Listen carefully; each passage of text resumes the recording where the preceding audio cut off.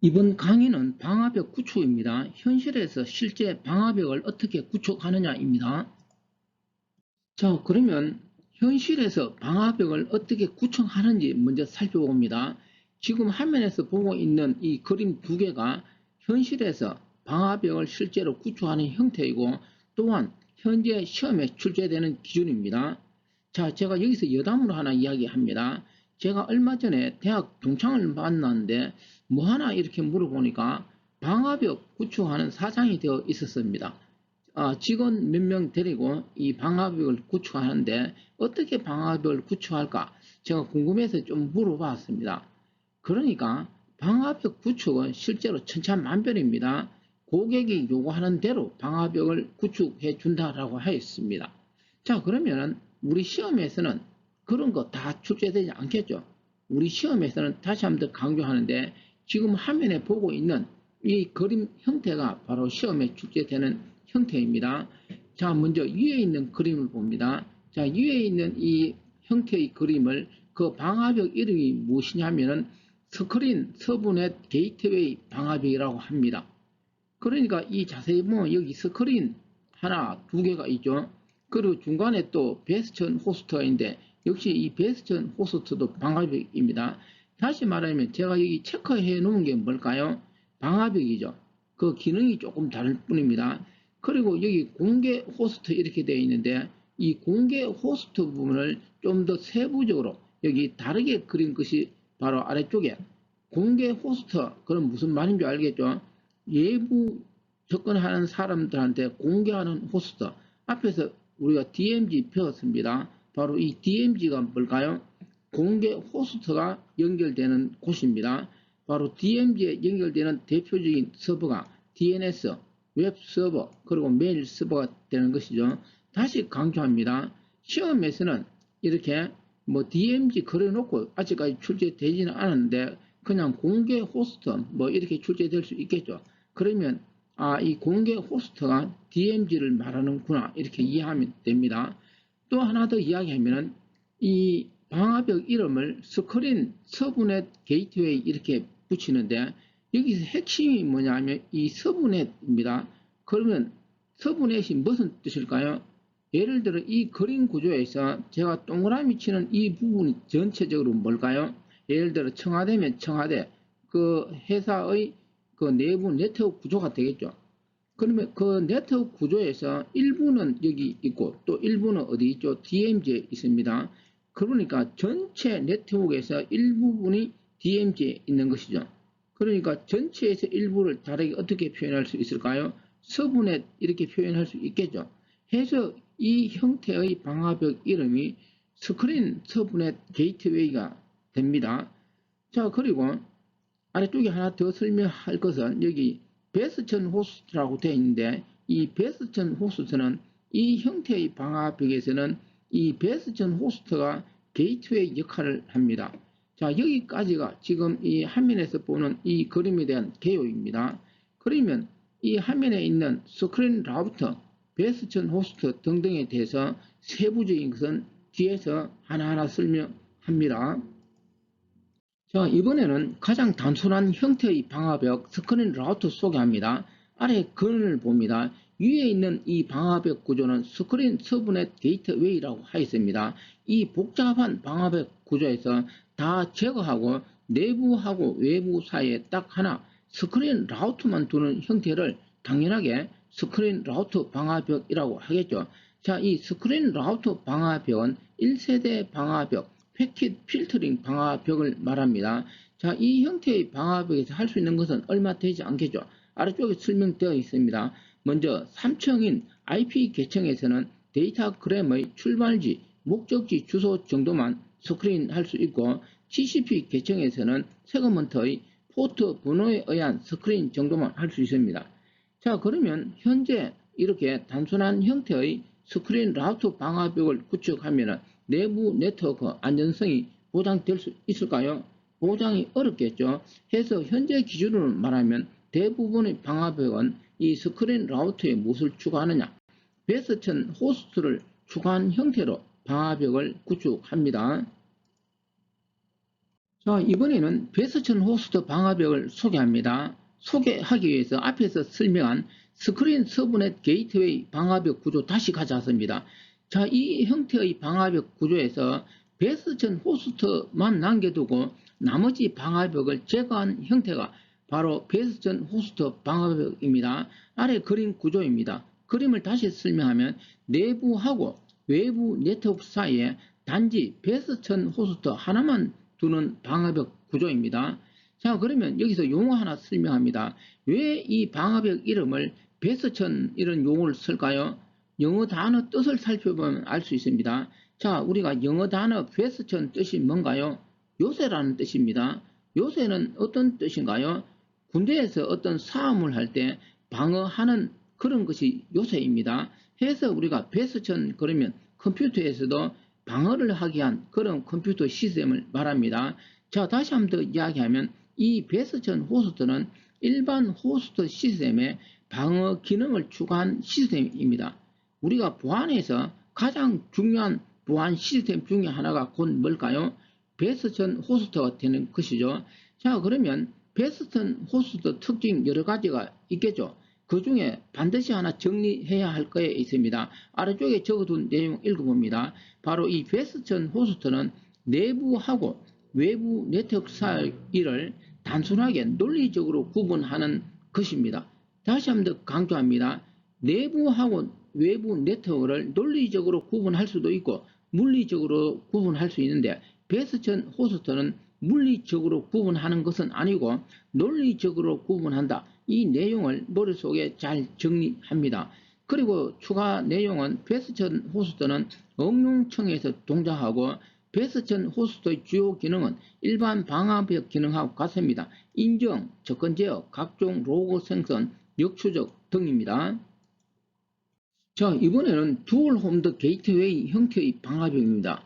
자, 이 형태의 방화벽은 앞에서 설명한 베스천 호스트 방화벽하고 기본 구조는 같습니다. 자, 그림을 보면 내부하고 외부 네트워크에 두얼 홈드 게이트웨이 하나만 두는 것이죠. 자, 그러면 두얼 홈드 게이트웨이는 뭘까요? 그냥 베스천 호스트하고 그 기본 구조는 같은데 아래 설명을 봅니다. 두 개의 네트워크 인터페이스가 있는 경우 두얼 홈드 게이트웨이라고 합니다. 여기서 두 개의 네트워크 인터페이스는 무엇이 될 수 있느냐? 바로 이 두 개의 랜 카드가 될 수 있는 거죠. 바로 이 두 개의 랜 카드를 이용해서 하나는 내부, 또 다른 하나는 외부 네트워크로 연결하는 것입니다. 이 형태를 우리가 두얼 홈드 게이트웨이라고 합니다. 자, 그러면 단순한 형태의 베스천 호스트하고 두얼 홈드 게이트웨이 가장 큰 차이점은 뭘까요? 아래쪽에 적어 두었습니다. 두얼 홈드 게이트웨이는 물리적으로 이 네트워크를 구분한다라고 합니다. 그런데 앞에서 단순한 형태의 베스천 호스트는 물리적으로 네트워크를 구분하는 것은 아니고 무엇이라고 하였습니까? 논리적으로 네트워크를 구분한다라고 하였습니다. 그렇다면 단순한 형태, 논리적 구분하고 두얼 홈드 게이트웨이의 물리적 네트워크 구분은 어떤 차이가 있을까요? 안전성이 조금 더 보장될 정도입니다. 자, 이번에는 스크린 호스트 게이트웨이입니다. 아래 그림을 봅니다. 이 형태의 방화벽은 베스천 호스트 두고 스크린 라우터를 두는 이중 보안 형태를 거치는 구조입니다. 아래쪽 설명을 봅니다. 이때 베스천 호스트는 앞에서 설명한 단순한 형태의 베스천 호스트가 될 수도 있고 두얼 홈드 게이트웨이 형태의 베스천 호스트가 될 수 있습니다. 자, 그러면 이 형태는 외부에서 공격이 있으면 먼저 1차적으로 스크린 라우터에서 방어를 하겠죠. 이때 스크린 라우터에서 방어는 3, 4층 방어입니다. 그러고 나서 통과되면 그 다음에 베스천 호스트에서 또 다른 방어를 하는데 이때는 응용층에서 2차 방어가 됩니다. 자, 그러면 스크린 호스트 게이트웨이가 출제되었을 때 어떤 식으로 출제될 수 있느냐? 아래쪽에 있는 이 내용을 읽어봅니다. 2단계 보안을 거치므로 보안성은 우수하다. 그렇지만 방화벽 구축 비용은 많이 든다. 이렇게 출제될 수 있습니다. 나머지 내용은 한번 좀 읽어봅니다. 자, 이번에는 앞에서 많이 보았던 스크린 서브넷 게이트웨이 형태의 방화벽입니다. 가장 복잡합니다. 복잡한 구조인 만큼 가장 강력한 보안을 제공합니다. 아마 현재 대부분 조직에서는 방화벽 형태를 바로 이런 형태로 구축할 것입니다. 여기서 공개 호스트는 무엇이라고 하였습니까? DMZ 영역이라고 하였습니다. 아래쪽에 이 형태의 방화벽 설명되어 있는데 이 내용을 읽어봅니다. 자, 이렇게 강력한 구조의 방화벽을 구축해도 뉴스 등에서 정보가 유출되었다, 이런 소식을 우리는 접하게 됩니다. 자, 이번에는 현재 우리가 인터넷에서 많이 사용되고 있는 클라이언트 서버 구조를 소개합니다. 클라이언트 서버 구조를 이해해야만이 방화벽을 이해할 수 있는 부분도 있습니다. 자, 먼저 그림을 봅니다. 위쪽에 서버가 있고 아래쪽에 클라이언트, 사용자, 웹 브라우저 이렇게 이야기할 수 있습니다. 그 중간에 프록시 서버가 있는 구조입니다. 자, 그러면 프록시 서버의 용도는 뭘까요? 아래쪽에 충분히 설명되어 있는데 핵심 내용을 다시 정리합니다. 먼저 영어 단어 프록시는 대리인이라는 뜻입니다. 해서 웹 서버하고 웹 브라우저 사이에서 중개자 역할을 하는 서버를 우리는 프록시 서버라고 합니다. 자, 그러면 프록시 서버는 어떤 기능을 가질까요? 3대 기능을 가진다라고 합니다. 아래쪽에 적어두었습니다. 캐시 기능, 보호 기능, 통제 기능을 가집니다. 자, 여기서 프록시가 이렇게 보호 기능을 가진다는 건 뭘까요? 프록시만으로도 약간의 방화벽 기능을 수행할 수 있다라는 것이죠. 다시 한번 더 강조합니다. 이 그림 구조에서 핵심은 뭐냐면은 각 서버마다 하나의 뭐가 딸려 있는 구조입니까? 프록시 서버가 딸려 있는 구조입니다. 자, 이번에는 클라이언트 서버 구조 좀 더 추가 정리합니다. 두 가지 그림을 가져왔습니다. 먼저 좌측 그림은 클라이언트 서버 사이에 프록시 서버가 이렇게 한 개만 있는 구조입니다. 오른쪽은 앞에서 보았던 서버 클라이언트 사이에 각 서버마다 프록시 서버가 딸려 있는 구조입니다. 자, 이 구조 차이가 뭘까요? 먼저 이름을 이야기합니다. 먼저 좌측 이 구조를 회로 수준 프록시라고 하고 오른쪽 구조는 응용 프록시 이렇게 이야기합니다. 먼저 이 회로 수준 프록시는 하나의 프록시가 여러 서버를 다 담당하는 거죠. 그림을 봅니다. 하나의 프록시가 여러 서버를 담당하기 위해서는 이 형태에서 클라이언트가 요청하면 이렇게 돌아가면서 어떻게 되죠? 그 역할을 담당할 수 있겠죠. 해서 회로 수준 이런 용어를 붙입니다. 자, 그러면 클라이언트 서버 구조에서 회로 수준 프록시하고 응용 프록시의 장단점이 있겠죠. 아래쪽에 정리되어 있습니다. 먼저 회로 수준 프록시하고 응용 프록시. 첫 번째, 프록시 개수는 너무나 당연하죠. 한 개가 있으면은 회로 수준, 여러 개 각각 있는 거는 응용 프록시입니다. 그러면 동작은 회로 수준 프록시는 세선청에서 동작한다라고 하고 응용 프록시는 응용청에서 당연히 동작하겠죠. 그리고 복잡도도 읽어보면 하나는 단순하고 복잡하겠죠. 그리고 핵심 내용은 여기서 세선 검사라고 하는데 세선 검사는 내용을 검사하지 않는 것을 말합니다. 아래쪽에 트래픽 검사입니다. 트래픽 검사는 그 패킷 내용까지 검사하는 것을 말합니다. 당연하게 세선만 검사하니까 동작 속도는 빠르겠죠. 내용까지 검사하는 트래픽 검사는 동작 속도가 느릴 수밖에 없습니다. 자, 여기까지가 이 프록시를 한 개 설치하느냐 여러 개 설치를 하느냐인데 다시 한번 더 강조합니다. 여러 서버가 있을 때 하나의 프록시를 설치한 경우를 우리는 무엇이라고 하느냐? 회로 수준 프록시라고 합니다. 이거는 하나의 프록시만 설치하면 되니까 상대적으로 저비용으로 구축할 수 있겠죠. 각 서버마다 각각의 프록시를 두는 경우는 응용 프록시라고 하는데 이거는 당연하게 회로 수준 프록시에 비해서 비용은 고비용이 되겠죠. 자, 이번에는 회로 수준 프록시 방화벽 소개합니다. 화면에 보이는 이 삭스라는 것이 뭐냐 하면은 회로 수준 프록시 방화벽입니다. 아래쪽에 설명되어 있는 내용은 참고해서 읽어보고 제가 핵심 내용을 이야기합니다. 회로 수준 방화벽인 이 삭스는 클라이언트하고 서버 사이에 각 그 서버마다 프록시를 두는 것은 아니고 단 하나의 프록시를 두고서 여러 서버를 담당하는 구조입니다. 자, 이번에는 앞에서 설명한 회로 수준 프록시하고 응용 프록시 방화벽 비교 설명한 내용을 가져왔습니다. 자, 이 내용은 앞에서 대부분 설명한 것입니다. 하지만 한 번 더 정리할 겸 꼼꼼하게 읽어봅니다. 제가 핵심 내용을 다시 한 번 더 이야기합니다. 먼저 첫 번째, 응용 플록시는 클라이언트 서버 간의 패킷 내용을 분석합니다. 그런데 헤로 수준 플록시는 그 내용을 검증하지 않습니다. 자, 그러면 어떤 경우에 헤로 수준 플록시 방화벽을 사용할 수 있을까요? 내용을 검증하지 않으므로 사용자 신뢰가 있을 때 헤로 수준 플록시를 사용할 수 있다라는 것이 핵심 내용. 잘 정리합니다. 만약에 사용자가 신뢰되지 않으면 헤로 수준 플록시를 사용하면 안 되고 무엇을 사용해야 될까요?